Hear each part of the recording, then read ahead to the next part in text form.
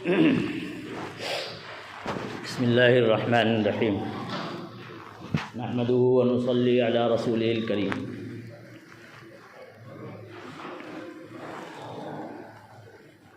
محترم بزرگوں اور دوستوں،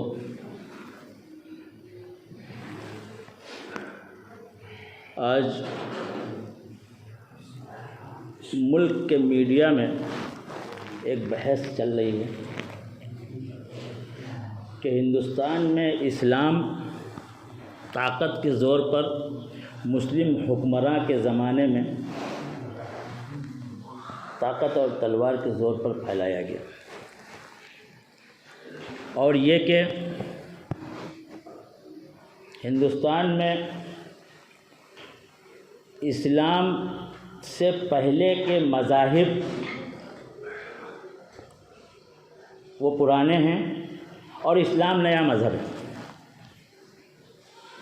یہ دونوں جھوٹے پروپیگنڈے ہیں اور میں ان کو سرے سے خارج کرتا ہوں،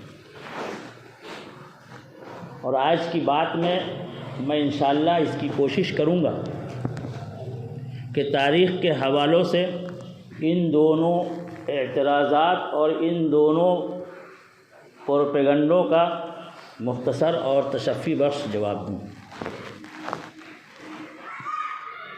تو پہلے بات کر لیتے ہیں اسلام کی عمر کی، کہ یہ کتنا پرانا مذہب ہے۔ تو مذہب اسلام اتنا ہی پرانا اور قدیم مذہب ہے جتنی پرانی آدمیت اور انسانیت کی تاریخ ہے۔ حضرت آدم علیہ السلام پہلے انسان بھی ہیں اور پہلے نبی بھی، پہلے پیغمبر بھی۔ آپ علیہ السلام متحدہ ہندوستان کے سرندیپ میں تشریف لائے تھے۔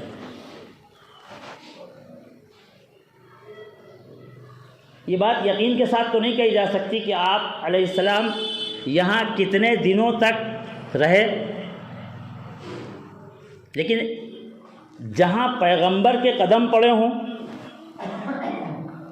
وہاں دعوت و تبلیغ کا کام نہ ہوا ہو، یہ بات بعید از امکان ہے۔ تو اس طرح یہ ثابت ہوتا ہے کہ مذہب اسلام سے ہندوستان کا تعلق، ہندوستان سے مذہب اسلام کا تعلق انسانیت کے بالکل ابتدائی دور سے قائم ہو جاتا ہے۔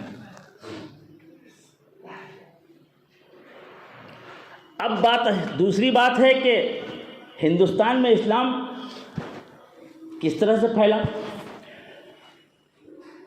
تو 7ویں صدی عیسوی میں جب ہندوستان میں مہاراجہ ہرش وردھن کی حکومت مضبوط ہو رہی تھی، ملک عرب میں حضرت آدم علیہ السلام کے آخری جانشین حضرت محمد صلی اللہ علیہ وسلم اپنی تعلیمات سے انقلاب برپا کر رہے تھے۔ آپ نے اہل عرب کو بتایا کہ اللہ ایک ہے، کوئی اس کا شریک نہیں، اور میں اس کا آخری رسول ہوں۔ مجھے پورے انسانوں کے لیے مبعوث کیا گیا ہے۔ موت اور قیامت برحق ہے، اور قرآن اللہ کی سچی کتاب ہے جو مجھ پر نازل ہوئی۔ قرآن میں انسانوں کی رہنمائی کا مکمل درس ہے، اور قرآن انسانوں کی نجات کا بہترین ذریعہ ہے، مگر مکے کے لوگ مخالف ہو گئے، آپ کو اور آپ کے ساتھیوں کو اذیتیں دینے لگے، بار بار آپ کو زخمی کیا گیا۔ آپ نے ان تمام مظالم اور زیادتیوں کا مقابلہ کیا، اور پھر جب وہ ان کی زیادتیاں اس حد تک پہنچ گئیں کہ ناقابل برداشت ہو گئیں، تو آپ کو اپنے ساتھیوں کے ساتھ ہجرت کر کے مدینہ جانا پڑا، لیکن اللہ تبارک و تعالی نے نبی اکرم صلی اللہ تعالیٰ علیہ وسلم سے وعدہ کیا تھا کہ یہ عرب کے لوگ آپ کو خواہ کتنی ہی اذیتیں پہنچائیں، کتنی ہی مخالفتیں کریں، اللہ دین اسلام کو ہر حال میں غالب کر کے رہے گا۔ پہلی صدی ہجری سے ہی عرب کے تاجر ہندوستان کے کیرلا میں مالابار کے علاقے میں تجارت کی غرض سے آنے جانے لگے تھے، اور وہاں انہوں نے ساحلی علاقوں میں اپنا اثر و رسوخ قائم کر لیا تھا۔ ادھر مکے میں نبی کریم صلی اللہ تعالیٰ علیہ وسلم کی بعثت ہوئی، اور بہت سارے عرب اسلام کے آغوش میں داخل ہو گئے۔ پھر یہ عرب مسلمان ہو کر کے ہندوستان میں آئے، اور یہاں مالابار کے ساحل سے ملحق بستیوں میں لوگوں سے ان کا ملنا جلنا ہوا، تو ان کی نیک نیتی، ان کے اخلاق و کردار سے یہاں کے لوگ متاثر ہوئے، ان کے قریب آئے، یہاں تک کہ یہاں کا جو حکمراں طبقہ تھا وہ بھی ان کے اخلاق و کردار سے متاثر ہوئے بغیر نہیں رہ سکا، اور ان عرب تاجروں کو انہوں نے رہائشی سہولیات کے ساتھ ساتھ دین اسلام کی تبلیغ کی بھی اجازت دی۔ اس طرح دعوت و تبلیغ کی راہیں ہموار ہوئی، اور لوگ جوق در جوق اسلام میں داخل ہوتے گئے۔ یوں تو ہندوستانی مورخین اور یورپین مورخین ہندوستان میں مسلمانوں کی آمد 712 عیسوی بتاتے ہیں، جب محمد بن قاسم ہندوستان میں داخل ہوئے اور راجہ داہر کو شکست دے کر کے ایک علاقے کو فتح کر لیا، لیکن بعض مورخین ہندوستان میں مسلمانوں کی آمد اس سے بہت پہلے سے بتاتے ہیں۔ زین الدین مخدوم کی تحفۃ المجاہدین میں یہ شواہد ملتے ہیں کہ ہندوستان کی سب سے پہلی مسجد چیرامن کی مسجد ہے، جو کیرل میں واقع ہے، اور یہ مسجد 629 عیسوی میں تعمیر کی گئی۔ اس سے یہ تصدیق ہوتی ہے کہ محمد بن قاسم سے پہلے تقریباً 100 سال پہلے ہندوستان میں اسلام آ چکا تھا، اور یہ بھی شواہد ملتے ہیں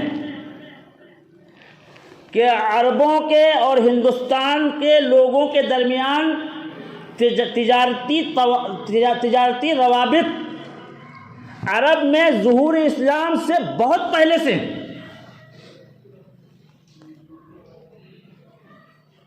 یہاں کے راجہ زمورن سامری نام کے راجہ نے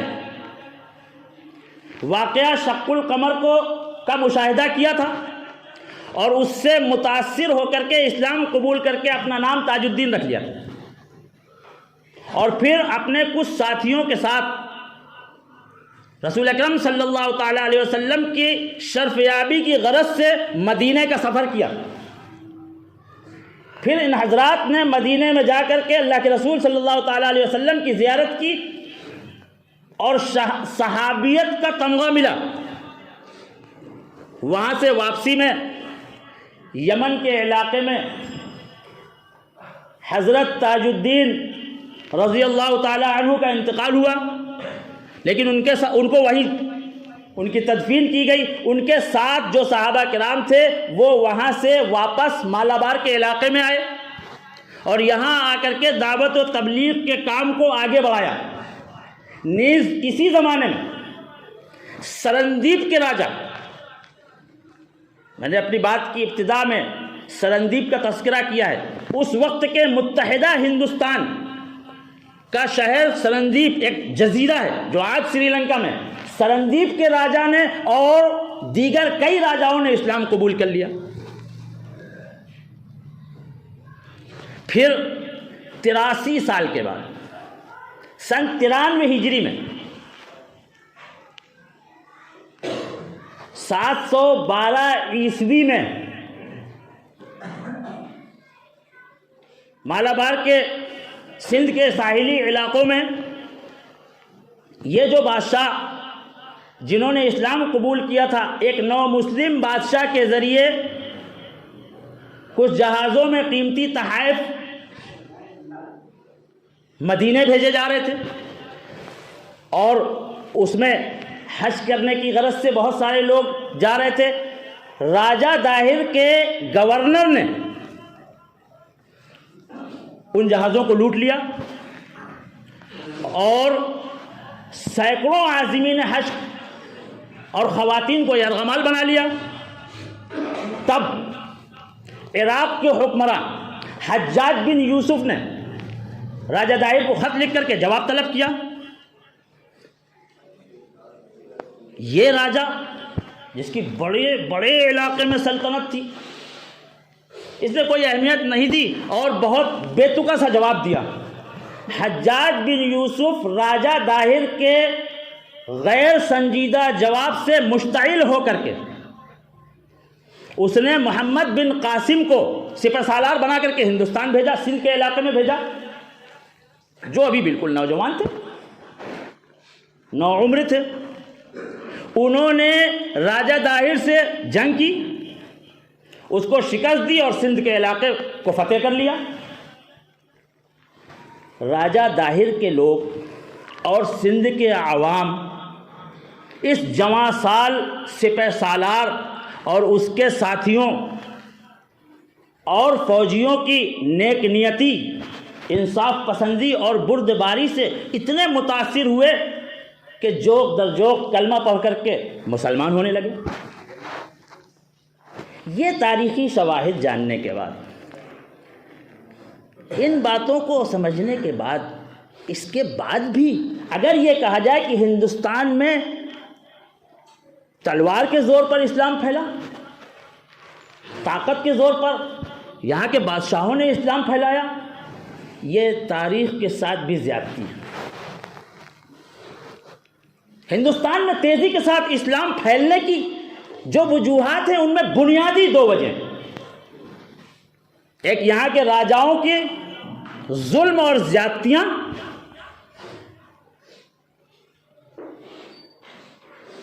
لوگوں کو، اپنے ماتحت لوگوں کو انسان ہی نہیں سمجھتے تھے.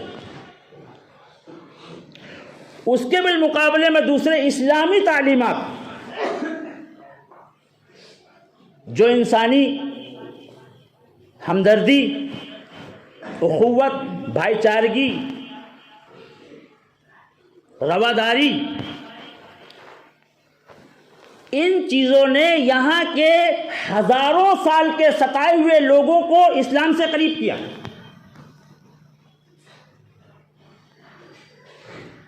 اور یہاں کا برہمن شودروں کو انسان ہی نہیں سمجھتا تھا. ان کو کپڑے پہننے کی اجازت نہیں تھی، پورے کپڑے نہیں پہن سکتے تھے، وہ چپل نہیں پہن سکتے تھے، وہ سواری کا استعمال نہیں کر سکتے تھے. ان کے لیے تعلیم شجر ممنوعہ تھی. اگر کوئی شودر، کوئی ہریجن اشلوک پڑھ دے تو تلوے کے ساتھ، تالو کے ساتھ اس کی زبان کھینچ لینے کا رواج تھا. عورتوں کو ان کے بنیادی حقوق اور میراث تو دور کی بات ہے، وہ بیچاری خود میراث میں تقسیم ہو جاتی تھی. اسلام نے عورت کو اس کے باپ اور اس کے شوہر کے مال میں حصہ دیا۔ اسلام نے بیٹی کو پالنے کو عبادت قرار دیا۔ اسلام نے ماں کے پیروں میں جنت کا تصور دیا، اور یہ تصور، یہ اسلامی تصورات یہاں کے دبے کچلے لوگوں کو اور خاص کر کے عورتوں کو بہت راس آئے، اور تاریخ شاہد ہے کہ دنیا بھر میں اسلام اپنے ابتدائی دور سے لے کر کے آج تک ہمیشہ ہر قوم کو اور ہر خطے کے لوگوں کو جو دبے کچلے اور کمزور ہوتے ہیں ان کو اپنے طرف کھینچتا ہے، بڑی کشش ہے۔ اب یہاں کا میڈیا یہ پھیلانے کی کوشش کرتا ہے کہ طاقت کے زور پر پھیلا، تم کتنی بھی کوشش کر لو تم اس حقیقت کو کبھی جھٹلا نہیں پاؤ گے انشاءاللہ۔ وآخر دعوانا الحمدللہ رب العالمین۔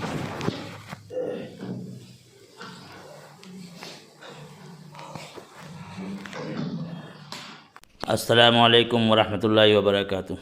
اگر آپ کو ہماری بات پسند آئی ہو تو اسے لائک اور شیئر ضرور کریں، اور ہاں، ہمیں سبسکرائب اور فالو کرنا نہ بھولیں تاکہ دینی معلومات اور تاریخ اسلام کی کوئی بھی بات آپ مس نہ کریں، اور ہمارا ہر ویڈیو سب سے پہلے آپ کے پاس پہنچے۔ تو جڑے رہیے ہمارے ساتھ اور دیکھتے رہیے ہمارا اسلامی چینل محمد طٰہٰ کی بات۔